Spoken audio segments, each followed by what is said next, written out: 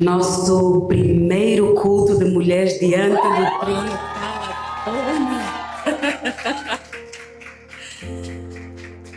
Uau! Deus é bom. Amadas, Deus é muito bom.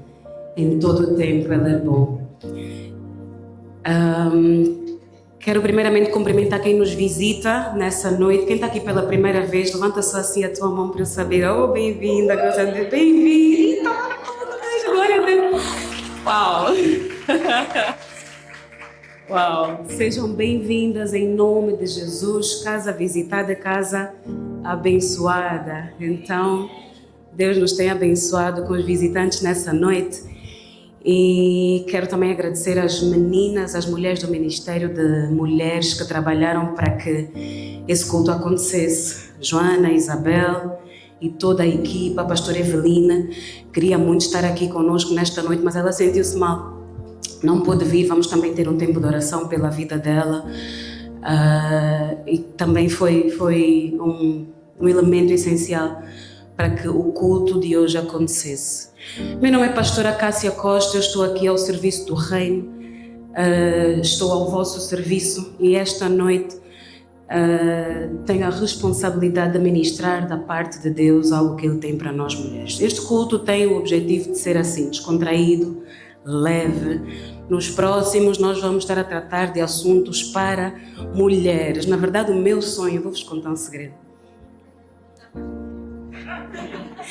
Na verdade, o meu sonho é que nós consigamos ter eventos de mulheres totalmente feitos por mulheres. Assim, Laerson, Edmundo, aqui mesmo já vamos começar a chutar.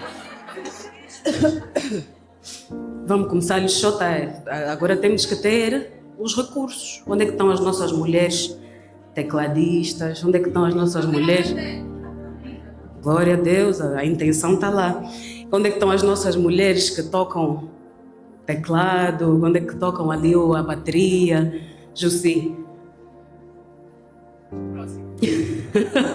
Glória a Deus, a intenção está lá. Mas é isso, amadas, a intenção é que nós tenhamos a nossa porta fechada. Não que o que se vai tratar aqui dentro sejam coisas que não podem ir lá para fora, antes pelo contrário, nós estamos a transmitir em live, as pessoas vão ter conhecimento do conteúdo que é partilhado aqui dentro. Porém, precisamos ter o nosso espaço, precisamos ter o nosso lugar de mulheres. Aqui falamos de coisas de mulheres. Eu me lembro que uma vez fui fazer uma seleção, estava numa sala onde estava a fazer seleção para pilotos de uma companhia angolana. E um dos instrutores estava dentro da sala, era brasileiro, e disse: finalmente uma mulher nessa sala.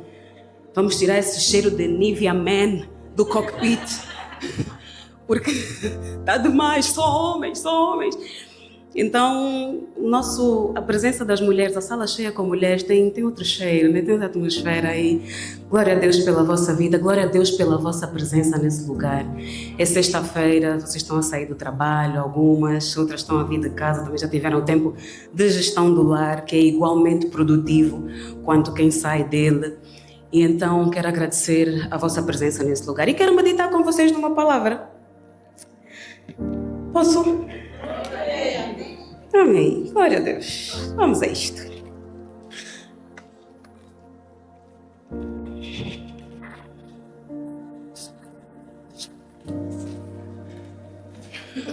Mas para algumas coisas eu sou bem old school. Eu gosto de caderno, gosto de papel, gosto de escrever. Então, não se assustem com esse meu arsenal meio que jurássico aqui à frente. E gosto de Bíblia física. Quem tem digital também vale, mas o meu arsenal é esse. Nossa ministração de hoje, nós vamos começar com 1 Samuel no capítulo 6, versículo 6.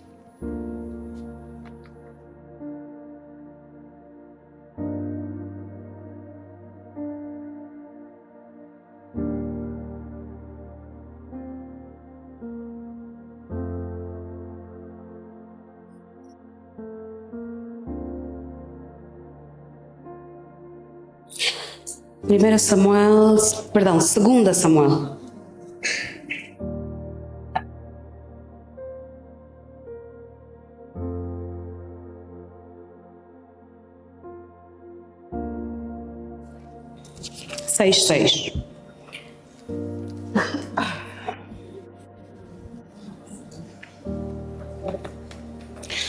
E diz assim a palavra do Senhor: e chegando à eira de Nacon, estendeu Uzá a mão à arca de Deus e segurou-a.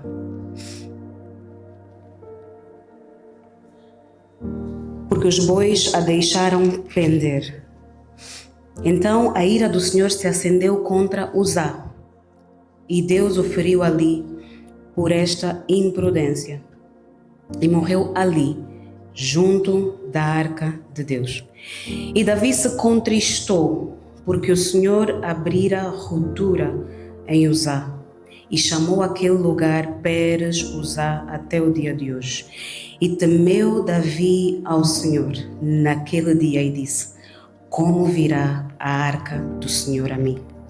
E não quis Davi retirar para si a arca do Senhor para a cidade de Davi, mas Davi a fez levar a arca de Obed-edom, o geteu. E ficou a arca do Senhor em casa de Obed-edom, o geteu, 3 meses. E abençoou o Senhor a Obed-edom e toda a sua casa. Nós vamos orar neste momento. Fecha os teus olhos. Senhor, esta é a tua palavra, papá. Obrigada, Senhor, porque tu tens nos dado o alimento diário. Senhor, este é o maná com o qual nós podemos contar todos os dias. Senhor, obrigada por esta porção. Obrigada, Senhor, porque tu não nos deixas como filhos desnutridos espiritualmente, mas nos envias a porção a cada dia. Senhor, abre o nosso coração.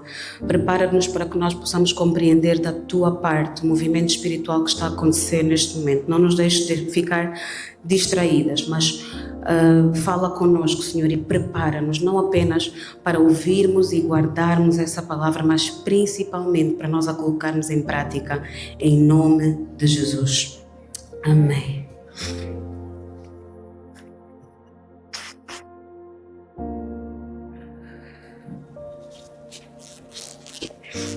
Perdão, irmãs. Nós temos aqui a história de Uzá.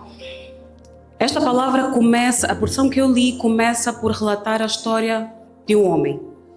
Na verdade, a história não começa aqui. Eu escolhi ler essa porção para que pudesse trazer um enquadramento e nós chegarmos a este lugar com um entendimento diferente por meio de toda a história que acontece na Bíblia relatada até chegarmos a este momento. Então nós conhecemos a história de Davi, sabemos os desafios que ele enfrentou durante o período de preparação para o reinado, assim como no período do seu reinado. Desafios que o levaram a crescer, que o levaram a amadurecer, que o levaram a sair do lugar de menino, do lugar daquela criança que apacentava as ovelhas de seu pai e a ser levado a um lugar em que reina diante de um povo escolhido por Deus. E eu acho interessante a forma como a Bíblia fala de alguns líderes e de alguns reis que são trazidos ao reinado do povo de Israel, porque a palavra de Deus às vezes diz que por amar muito o seu povo, Deus levantou aquele homem como líder da nação. E é interessante que os líderes, eles vêm para este lugar assim, pelo facto de Deus amar o povo e escolher taxativamente quem é que vai governar. Então o caráter de Davi foi sendo transformado desde o momento que ele foi escolhido, e nós conhecemos, né, a história, foi escolhido, foi ungido pelo profeta Samuel na casa de seu pai, e começou ali um legado e uma preparação para que chegasse até o momento dele se tornar rei. E o que acontece é que ao longo da história da Bíblia, 1 Samuel, 2 Samuel, 1 Reis, 2 Reis, nós temos ali um relato do que aconteceu desde o reinado do rei Saul até chegar ao reinado do rei Davi. Davi é levantado como rei em Hebrom, diz a palavra de Deus, e no momento em que ele é levantado como rei, ele fica ali 6 anos. Depois desse tempo ele parte para um lugar chamado Sião. E aqui nós começamos a entender as mudanças que Deus começa a trazer na nossa vida, muitas vezes quando Ele está a preparar um tempo de transição. E o título dessa palavra nesta noite é Ainda há lugar. Se você toma nota, então, por favor, a hora de começar é essa. A unção de Davi em Hebrom aconteceu quando ele tinha 30 anos.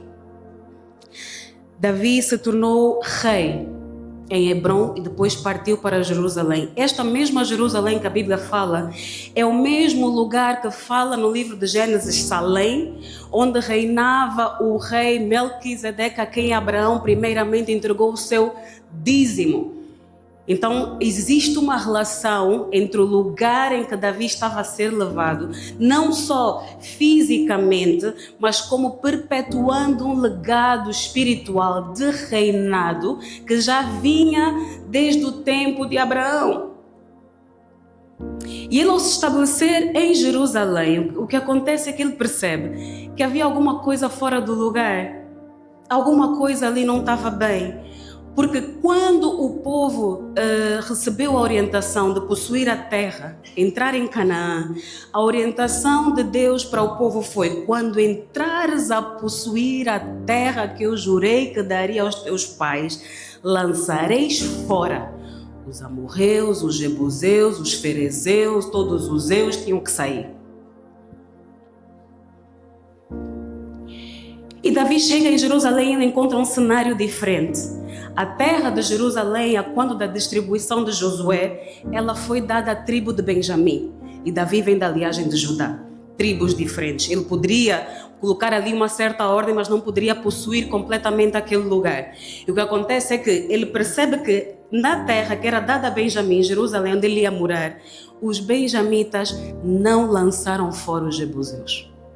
A palavra de Deus diz que eles chegaram naquela terra e conviveram com aquele povo mesmo assim como estava. Ou seja, eles não cumpriram a orientação que Deus havia dado de lançar fora os eus. No tempo de Josué, Jerusalém era a principal cidade do sul de Canaã, e no tempo da conquista foi dada a Benjamim. Os benjamitas eram, de fato, a tribo mais pequena. Era a tribo de onde veio o primeiro rei de Israel, chamado Saul. Razão pela qual, quando Davi chegou a esta terra, ele somente fez questão de que os jebuseus saíssem. Apesar de o povo de Deus ali também estar contaminado, pelo facto de terem convivido anos e anos com os eus que lá estavam, os jebuseus, ele não podia retirá-los daquela terra porque eles eram a quem pertencia. Então nós não entramos num lugar em que estamos a usurpar, estamos a tomar um lugar que não nos pertence. Davi sabia isso. E entramos num lugar em que, agora, como vocês não cumpriram, eu, ungido rei, vou cumprir com aquilo que vocês deviam ter feito. Mesmo sendo rei de Israel, mesmo sendo rei de Israel, ele respeitou o princípio da propriedade. Retirou quem não pertencia, mas a quem Deus deu, ele deixou ficar lá. E o que aconteceu foi quando Davi chegou naquela terra, os jebuseus eram um povo tão... Vocês sabem, quem cresceu aqui em Angola conhece o conceito do pato? Do pato nas festas, né? Às vezes nós vamos às festas ou convidamos alguém para uma festa nossa. O convidado ainda traz mais alguém que não foi convidado. Aliás, é convidado dele, né? É o convidado do convidado. Aqui em Angola nós chamamos pato.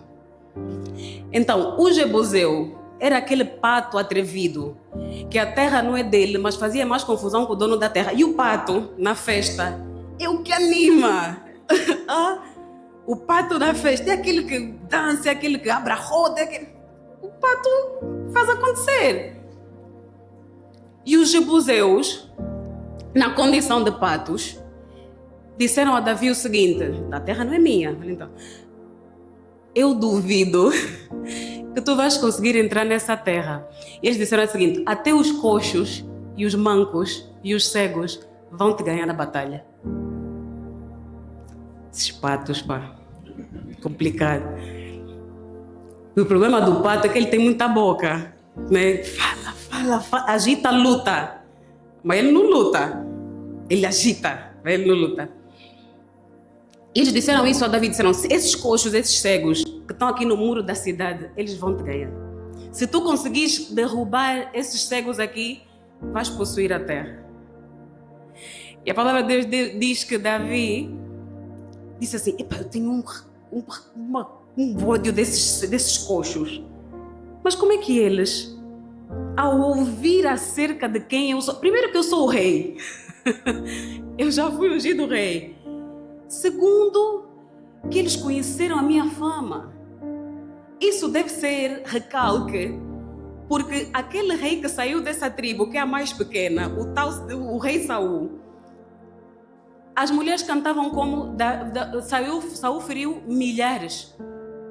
Saul feriu o quê? Dezenas, né? Feriu milhares. E Davi feriu centenas de milhares. Eu acho que é isso. Mais ou menos assim. Davi feriu mais que Saul. E eles tinham raiva de Davi porque ele já estava nessa condição de ser mais forte que o rei Saul. E o que é que acontece aqui? Davi, com esse sentimento de pá, primeiro eu sou o rei. Segundo, sou mais forte do que aquele que saiu daqui. Terceiro, eu vou vos tirar daqui. Sabem por quê?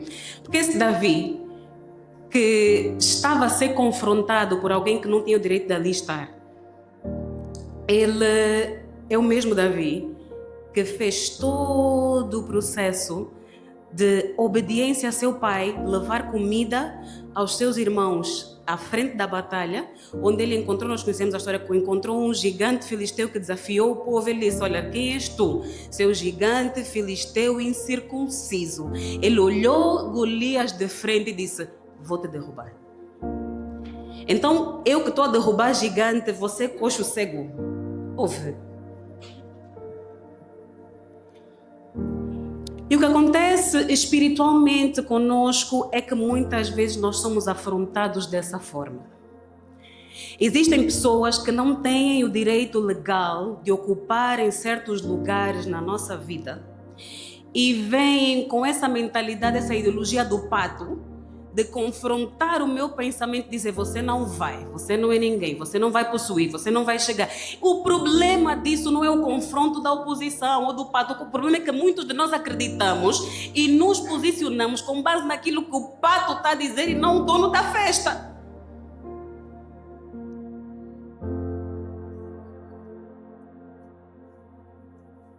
Então há aqui uma inversão de papéis. E o convite, a proposta é para que nós saiamos do lugar em que estamos a acreditar que o coxo e o cego vai nos vencer e dizer assim: esse coxo e cego que representam a afronta do inimigo para com as nossas vidas vão cair. Essa incredulidade vai cair. Infidelidade vai cair. Fofoca vai cair. Falta de fé vai cair. Isso são os coxos e os cegos da terra dos jebuseus. Nós devíamos ter lançado fora lá atrás. E o que acontece aqui é que nós não damos conta, mas nós mesmos é que alimentamos esses coxos e os cegos para que eles cheguem ao lugar de que nos confrontarem, porque nós devíamos ter deixado lá atrás e trouxemos, Há lugares, quando Deus nos tira de certos lugares, há trouxas que têm que ficar. Quem já casou? Vocês levaram tudo o que estava na casa dos vossos pais? Não. Assim mesmo, o cadeirão, o sofá, o rack, a mesa, as cadeiras, nem estou a levar. É meu. Não. Em Portugal havia um ditado que dizia assim: quem casa quer casa. Então prepara mesmo a tua casa, prepara as tuas condições. E mais do que levarmos só as coisas físicas, o que acontece conosco é que às vezes levamos também algumas crenças que não cabem mais. Assim como há mobílias que têm que ficar, há certas ideologias de casa de pai e mãe que não podem mais ir conosco para a casa do marido, porque nós estamos a ser tiradas do lugar de filha para sermos colocadas no lugar de esposa. Então nós estamos a enganar os nossos maridos, porque eles estão a pensar que estão a casar com mulheres maduras, mas estão a criar filhas.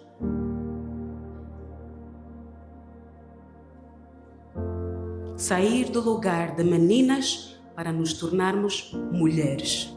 Vou-vos dizer uma coisa, é duro.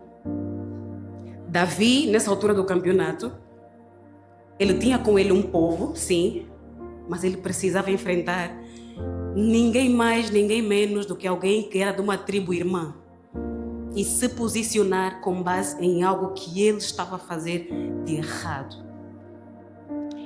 Também nós, quando temos relações muito próximas com alguém, temos dificuldade de nos posicionar com relação a essa pessoa. Não, a minha amiga, não, a minha irmã, nem minha mãe, não posso, pastora, não posso. A quem é que nós vamos servir e agradar? É a pergunta nessa noite. Davi tomou Jerusalém, mas não a possuiu por completo, porque pertencia a Benjamim. Temos aqui as leis territoriais a serem cumpridas. Davi entendeu que o povo estava a refletir a imagem dos deuses que eles serviam, e eu estou a falar dos jebuseus. Então, quando Davi nomeia o povo conforme, os deuses que eles serviam, que estavam a contaminar o povo de Israel, que os devia ter lançado fora, ele está a dizer o seguinte: eu sei que não és tu, eu sei que não é Isabel, eu sei que não é Andressa, não é Belvides, eu sei que a representação espiritual do Deus que vocês estão a servir, coxos, cegos, mudos, que têm boca mas não falam, que têm ouvidos mas não ouvem, vocês estão a se comportar da mesma forma que o vosso Deus, então vão cair. E a maior queda para algumas pessoas não é propriamente a destruição, é levá-los a reconhecer que existe alguém maior do que eles. Quando eu digo assim, que os povos virão e verão a vitória do Deus de Israel. Você está a ver o Deus que é o Deus dos deuses, o Senhor dos senhores, a estabelecer o seu trono em cima do monte, que é o lugar dele, mas que eles estão ali de forma, ilícita, sem terem um direito legal. Então aí vamos ajustar contas.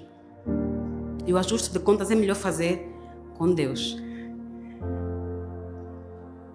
Faz-me lembrar quando Davi foi contar o povo, mandou Joabe contar o povo. Ele disse, Deus tinha orientado a Davi para não contar o povo, ele desobedeceu, pediu a Joabe que juntasse o povo e os contasse. Ele perguntou, por que estás a fazer isso?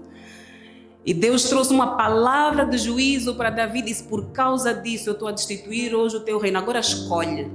Queres que eu lance lepra? Queres ir parar nas mãos dos teus inimigos? Queres que eu faça o quê? Davi disse, não. Melhor coisa é que eu caia nas mãos de Deus do que nas mãos dos homens. Não queira fazer juízo com os homens. Deixa Deus fazer. Deixa Deus tratar. Os inimigos do povo de Deus são com frequência mais confiantes na sua força quanto mais se aproxima o dia da sua queda.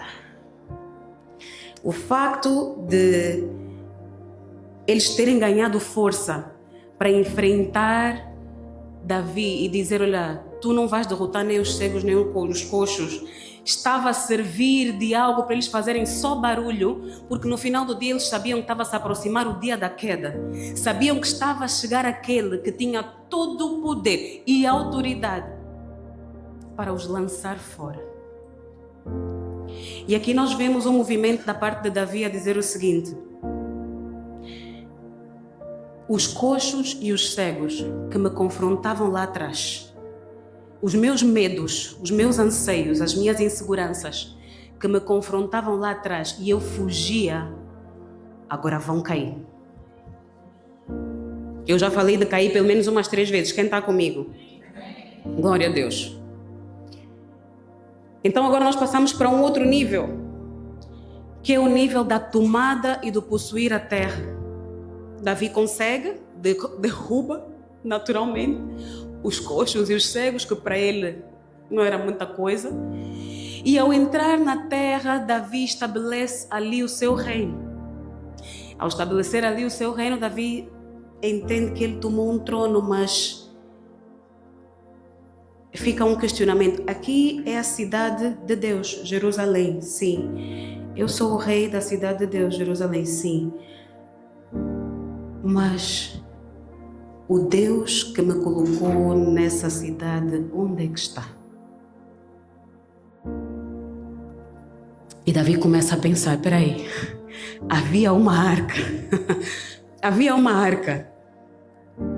que desde o tempo de Kiriat Jearim, que era na altura ainda de 1 Samuel 7, que a arca de Deus foi tomada e nunca mais voltou ao lugar onde deveria estar. Começa então aqui a odisseia, digamos assim, de Davi para ir buscar a arca e colocar no lugar onde devia estar. E que aqui uma lição para nós: se Deus te entregou uma terra a possuir, certifica-te de que o Deus da promessa também está lá. E se não tiver, vamos lhe buscar. Porque não adianta Deus estabelecer o teu trono em cima do teu próprio conhecimento, do teu entendimento, daquilo que você acha que é bonito, das nossas skills de liderança, que está muito na moda. Nós aprendemos agora, sou líder e vamos para cima de um povo, de um ministério, sem qualquer conceito, princípio bíblico espiritual, sem a autoridade daquele que nos deu a promessa. Chegamos lá, queremos fazer com as nossas próprias mãos, mas o dono da promessa não está lá. Vou buscar. E a nossa oração nessa noite precisa ser essa também. Senhor, não me deixes ficar em um lugar em que eu posso assumir a promessa, mas que Tu não estejas lá. E aqui começa a nossa principal lição. Davi propõe-se no seu coração: eu vou buscar a arca. Eu vou buscar a arca, eu vou trazer a arca para esse lugar onde eu fui feito rei, mas o rei dos reis não está aqui. Chegamos ao ponto em que nós lemos a passagem de Uzá, ao ir buscar a arca. Mas antes disso ele enfrenta 2 batalhas. E as batalhas que Davi enfrenta, por ironia do destino, nosso Deus tem um senso de humor que eu gosto muito. Ele enfrenta quem? Filisteus. Mas esses filisteus já não tinham.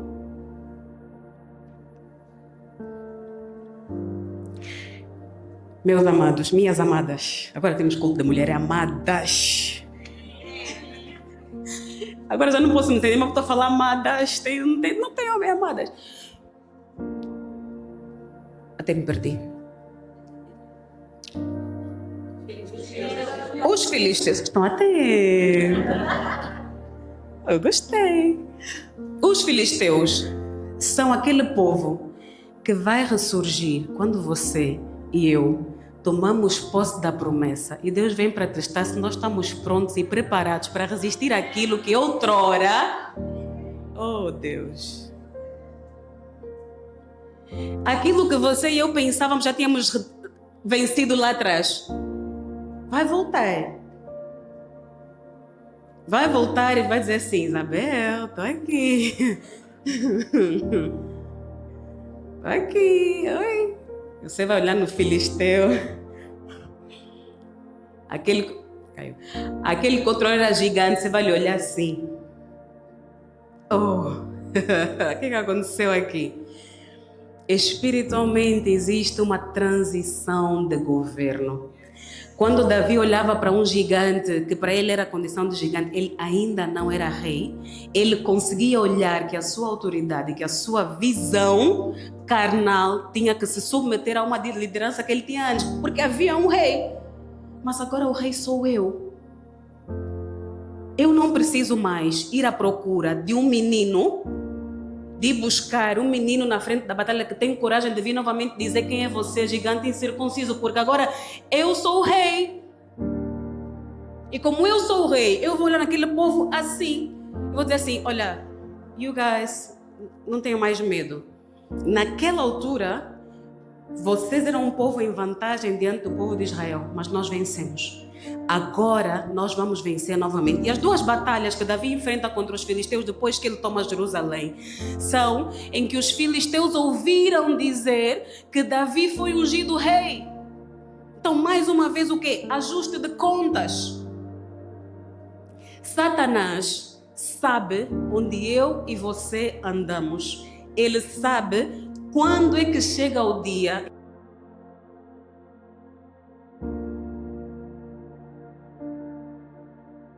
Quantas de nós, muitas vezes não conseguimos chegar ao ponto de bater assim no peito e dizer assim, ó, pode me olhar.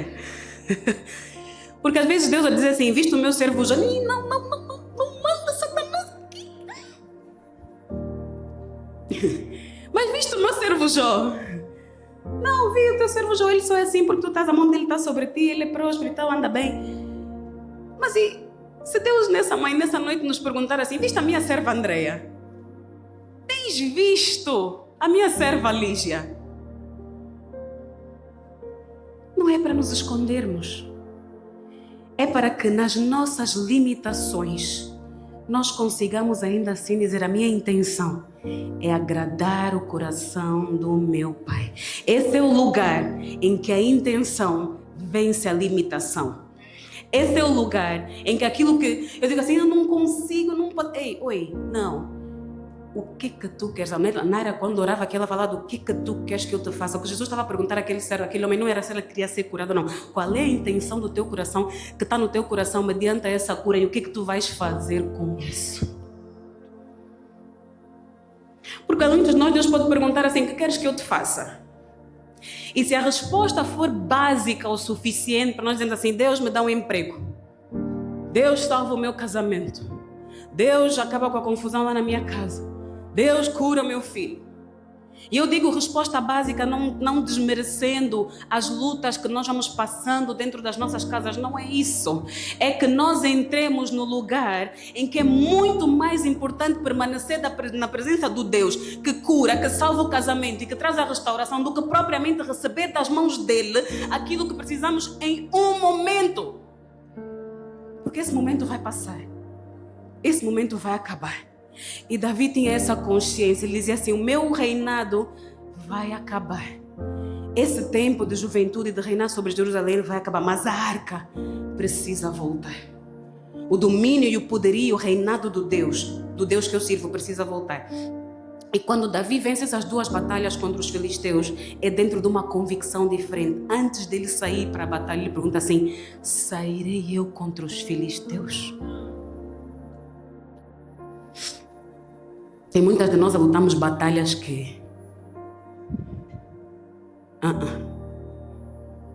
nem todas as batalhas é para nós irmos lá sentar. Nem todas as lutas é para ir fazer confusão.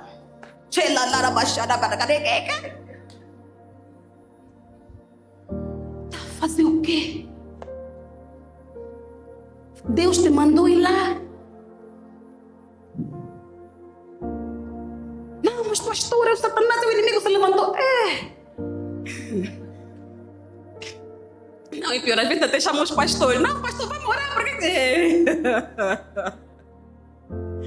Território é teu, minha amada, ora só. Mas a verdade é que nem toda batalha é para você ir lá guerrear. Nem toda luta Deus nos mandou entrar.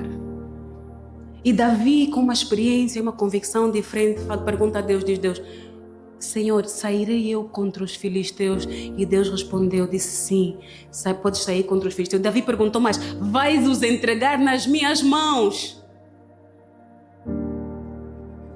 Eu não sei quantas pessoas competitivas como eu tenho aqui nessa sala. Mas para algumas pessoas não basta só ganhar. Tem que ter vantagem competitiva. Não tem que estar 10-0.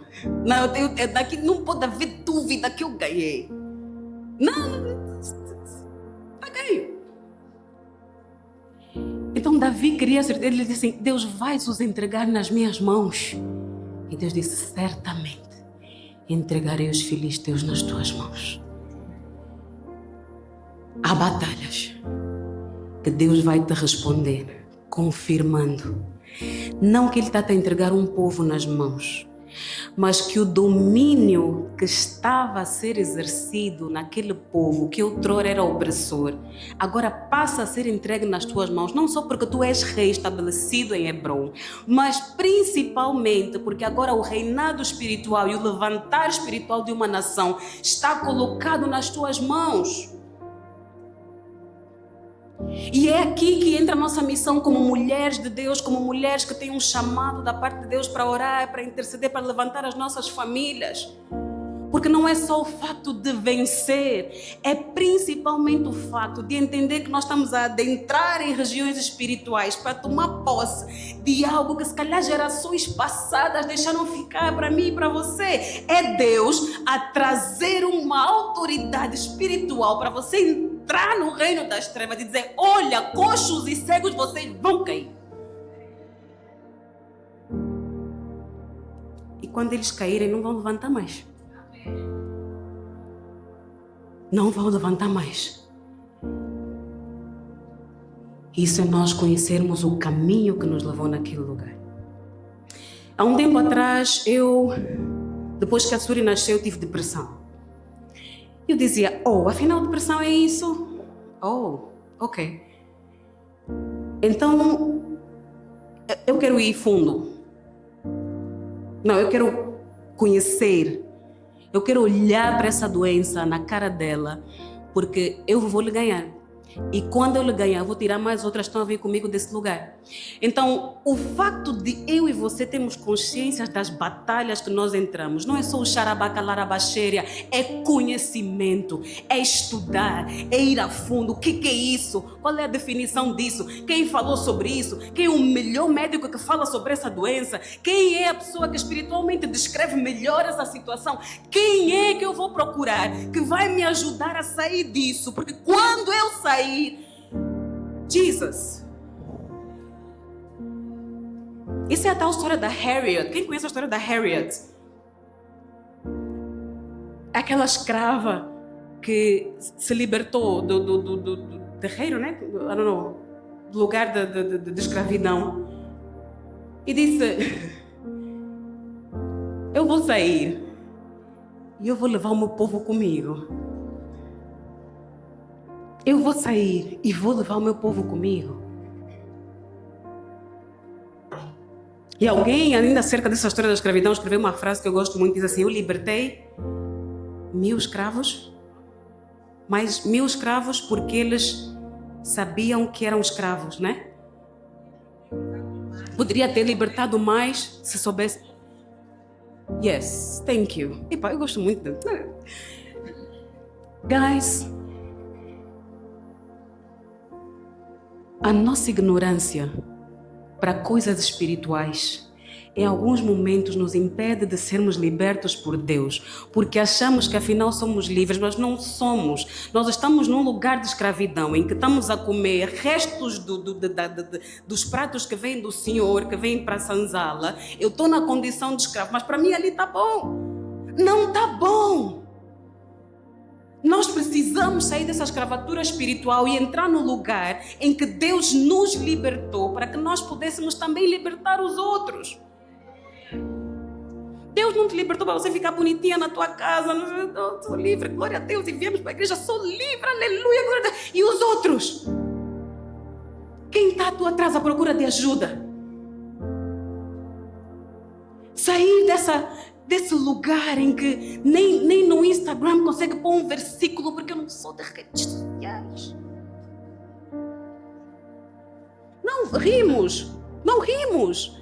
Mas enquanto isso, o Instagram está cheio de notícias que vêm do Irã, da guerra e desespero no mundo, e nós não somos de redes sociais. Eu vou entrar. Diga comigo, eu vou entrar. Diga com convicção, eu vou entrar. E quando eu sair, vou levar mais 1000. Vamos entrar. Glória a Deus. Voltando para a história de Davi, ele vence as 2 batalhas. Deus confirma que está a entregar os filisteus na mão dele. E depois de vencer essas 2 batalhas, Davi começa a sua jornada. E diz: eu vou trazer a arca para Jerusalém de volta. A questão aqui é que Davi faz isso sem consultar ninguém, sem pedir o suporte nem dos anciãos sequer, e começa a jornada dessa forma. A Bíblia nos ensina a não removermos os marcos antigos. e olharmos para a história, conhecimento de quem veio antes de nós, de quem já sabe como é que se atravessou o caminho e pode dizer, olha, filha, faz assim, filha, faz assim. Eu estou para começar uma série, estou há muito tempo, não sei com quem é que eu partilhei, acho que foi com a Vi. Uma série de conselhos das nossas mães, que nós ouvíamos no passado, mas achávamos que era, essa mamãe também, a minha mãe está ali. Mamãe também, não é bem assim, não é bem assim. Essa série vai se chamar A Mamã Disse. E nós, jovens, precisamos voltar ao lugar em que temos que ouvir o que as mais velhas já falaram sobre aquilo que nós achamos que sabemos muito. Já está escrito, já foi feito. Às vezes é só um pouco de paciência, é só um pouco de atenção. E Davi não passou nessa escola da mamã disse. Porque ele, sem qualquer conhecimento, começou e pegou nos homens que ele tinha. A palavra de Deus diz que eram 30 mil. 30 mil homens para irem buscar a arca. E ao longo do processo, já diz que eles colocaram a carroça assentada nos bois e que em algum momento nós lemos a carroça desequilibrou e Uzá colocou a mão. Uzá morreu na hora e eu vou explicar porquê. A palavra de Deus diz no livro de Números.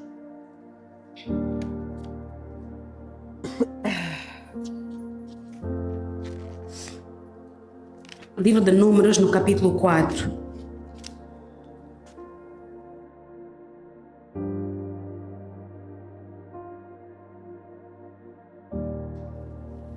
Números 4:17.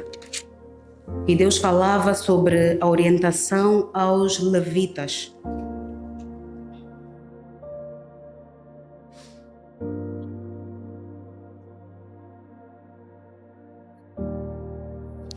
E falou o Senhor a Moisés e a Arão, no versículo 17, dizendo assim: não deixareis extirpar a tribo das gerações dos coatitas do meio dos levitas, mas isto lhes farei para que vivam e não morram.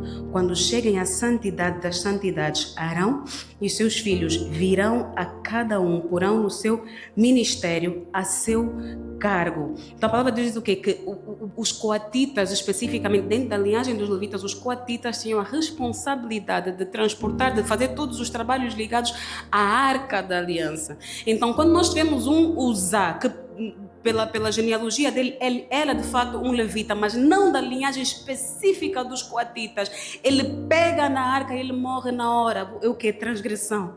Ele transgrediu uma lei que foi dada lá em Números. Então agora nós saímos do ambiente em que entramos para guerrear qualquer batalha sem necessidade e começamos a olhar realmente para as coisas que nós não devemos tocar. O que é que nos é lícito e o que é que não é. Sabe, os mais velhos, voltando à questão, não quero ser repetitiva, mas voltando à questão dos adultos, às vezes os nossos pais contam-nos histórias que nos fazem entender muito bem do lugar de onde nós viemos. E só dessas histórias nós conseguimos perceber que existem coisas que não são para nós.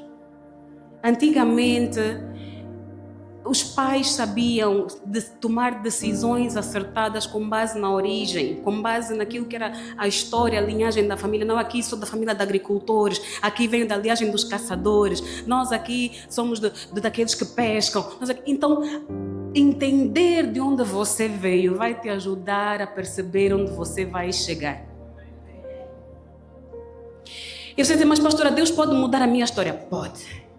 Eu creio nisso, mas até o conhecimento e o entendimento de que Deus está a mudar a tua história é necessário para lá na frente eu e você testemunharmos. Como é que você sabe e eu sabemos que Deus está a mudar a nossa história? Se eu não sei qual é. Eis que estou em Cristo, sou nova criatura. Amém. A palavra, ela vem nos dar guia, vem nos dar orientação. Mas veio da onde? De onde é que tu vens? Se calhar há certas enfermidades que estás a enfrentar hoje que já vêm, que são geracionais. Anualmente nós fazemos exames de renovação das licenças de voo e as perguntas são repetitivamente as mesmas. Aliás, quando vamos ao médico, o médico às vezes vai buscar esse histórico, né? A anamnese que chamam. Diz, alguém na família é hipertenso? Alguém sofre de diabetes? Eles vão buscar.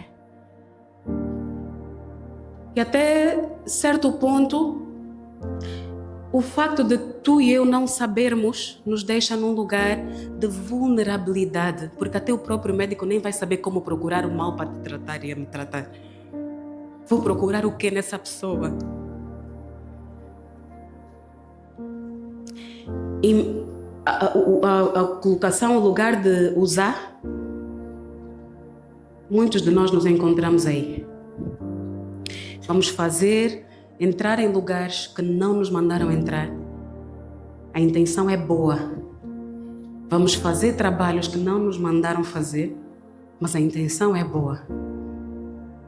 E vamos, muitas das vezes, não entender o porquê que estamos a passar por determinados desafios, porque com a intenção correta estamos a fazer a coisa errada. This is not good.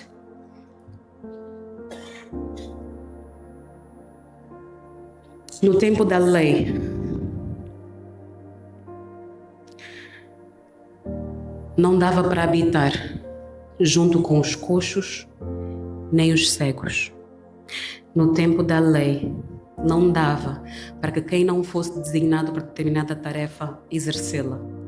No tempo da lei, também não era permitido que quem não fosse rei estivesse no comando de um grupo para poder resgatar a presença de Deus. É por isso que quando nós viemos para o Novo Testamento e a palavra de Deus diz assim, eu vos instituí como reis e sacerdotes, Deus está a restituir a autoridade que foi retirada lá no Antigo Testamento para dizer assim, agora tu podes e fazes parte da liderança que vai junto com o meu povo restabelecer o meu reinado e tomar o meu lugar no Monte Santo do Senhor, que é Sião, em Jerusalém, estabelecer o reinado do Senhor.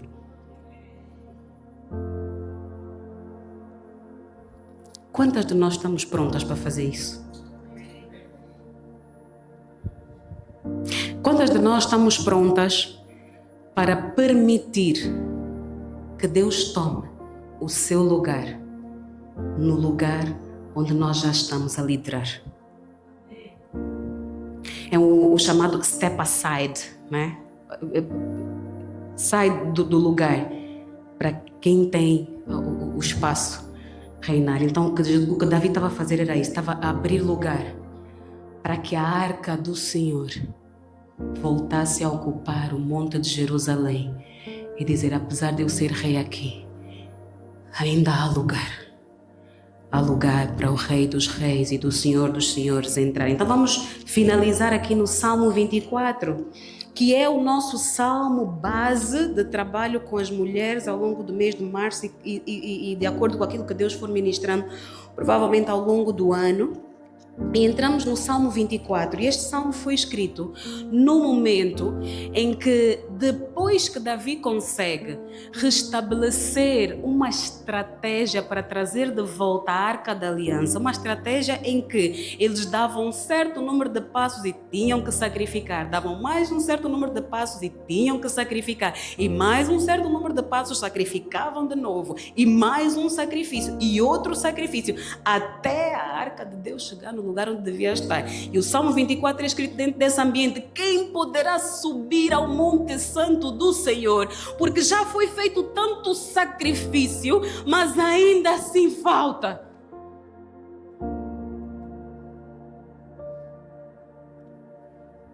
Quantas de nós temos a sensação que já deixamos tudo? E às vezes fazemos essa oração, Senhor, eu entrego tudo, glória a Deus, aleluia. Ainda falta. Ainda há lugar para mais um pouco. Ainda há lugar para mais um bocadinho. Ainda há lugar para espremer mais um pouco. Nós vamos ler o Salmo 24. E o Salmo 24 tem uma particularidade. Ele traz aqui dois verbos no infinitivo.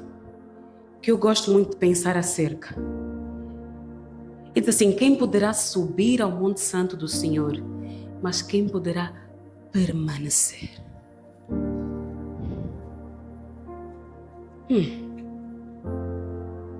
Subir já não é fácil.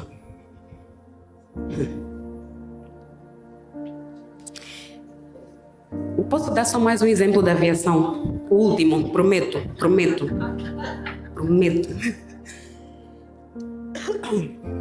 A fase mais difícil, a fase que se emprega mais esforço, a fase em que nós temos que dar tudo e ter 100% da nossa atenção, dos nossos recursos humanos e da máquina, é a fase da descolagem.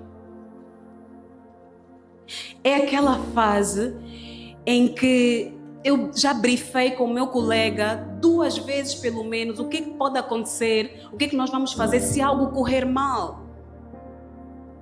Isso está cantado na nossa mente.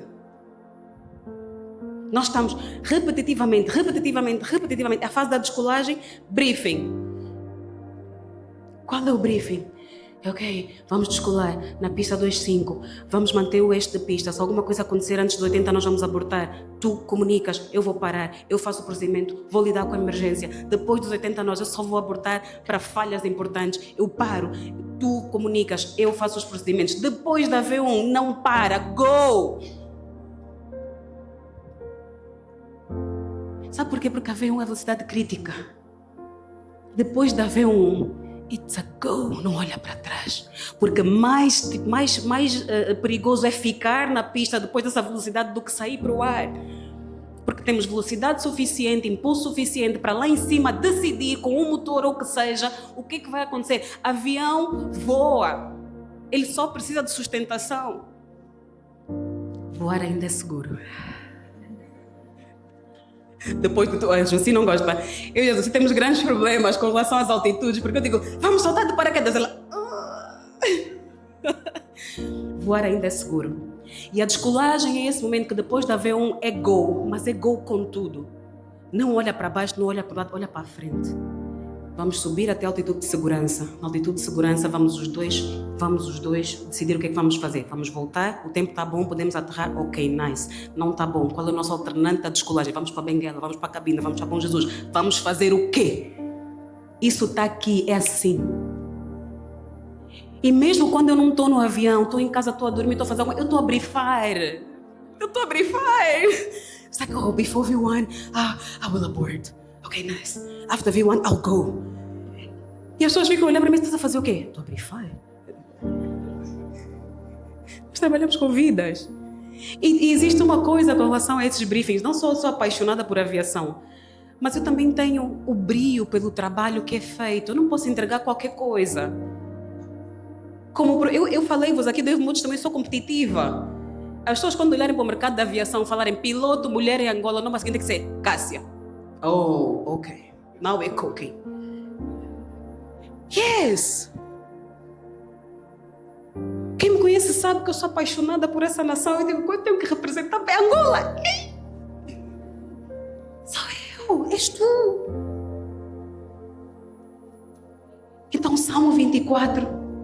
E eu vou pedir para vocês colocarem de pé.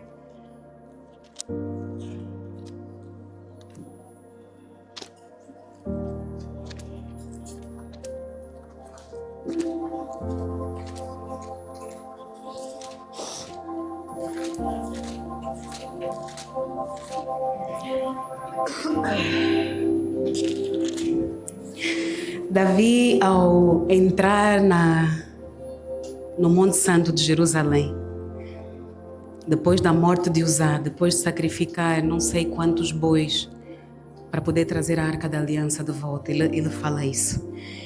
Ele diz assim, do Senhor é a terra e a sua plenitude, o mundo e aqueles que nele habitam. Porque ele afundou sobre os mares e afirmou sobre os rios. Versículo 3. Quem subirá ao Monte Santo do Senhor? Ou quem estará no seu santo lugar? Versículo 4. Aquele que é de mãos limpas e coração puro, que não entrega a sua alma à vaidade, nem jura enganosamente. Este receberá a bênção do Senhor e a justiça da sua salvação. E esta é a geração daqueles que buscam a tua face, ó Deus de Jacó. Levantai, ó portas, as vossas cabeças, levantai-vos, ó entradas eternas, e entrará o Rei da Glória. Quem é esse Rei da Glória? O Senhor poderoso na guerra. Levantai, ó portas, as vossas cabeças, levantai-vos, ó entradas eternas, e entrará o Rei da Glória. Quem é esse Rei da Glória? O Senhor dos exércitos. Ele é o Rei da Glória. Aleluia. Fecha os teus olhos nessa noite. Senhor, nós reconhecemos a tua soberania nessa noite. Reconhecemos que além de ti não há outro. E que apesar de tu nos instituires em lugares em que somos líderes, em que de alguma forma exercemos algum domínio, ele só é completo com a tua presença. Ele só é completo quando tu estás conosco. Papá, Paizinho, Abba, Pai, tu conheces as nossas limitações. És tu que nos sondas, Senhor. Tu conheces o nosso deitar, o nosso levantar. Conheces o nosso sair, conheces o nosso entrar. Então, fica conosco, Paizinho. Nós preparamos este lugar. Jerusalém é o teu lugar. O Monte Santo é o teu lugar. Esse é o nosso coração, Senhor. Vem, habita em nós. Nós preparamos um lugar em que a tua arca pode repousar. Nós preparamos um lugar em que a tua presença pode habitar. Nós preparamos um lugar, Senhor, em que tu podes verdadeiramente fazer morada. E mais do que fazer morada, Senhor, é nos ensinar como trazermos os outros a este mesmo lugar. Senhor, em nome de Jesus, leva-nos como mulheres nesta geração. Como lemos na tua palavra, nós somos a geração dos que buscam a tua face. Mas nós não queremos ir sozinhas, nós não queremos ir só nós, não. Atrás de cada uma de nós vem mais 1000, atrás de cada uma de nós vem um exército. Senhor, não nos deixes adentrar nesse lugar somente como nós estamos, não. Usa-nos, Senhor, como disse o Mestre, como pescadoras de outras mulheres. Usa-nos, Senhor, para que nós sejamos, ó Pai, transformadas a tal ponto em que entregamos tudo aos pés de Jesus. Esse óleo de puro nardo derramamos aos teus pés, o perfume precioso. Derramamos aos teus pés essa essência. Derramamos aos teus pés, Senhor. Enche essa sala com o perfume. Enche essa sala com o perfume da nossa adoração. É o nosso melhor. Esse é o óleo que estávamos a preparar para o dia do teu sepultamento. Ei.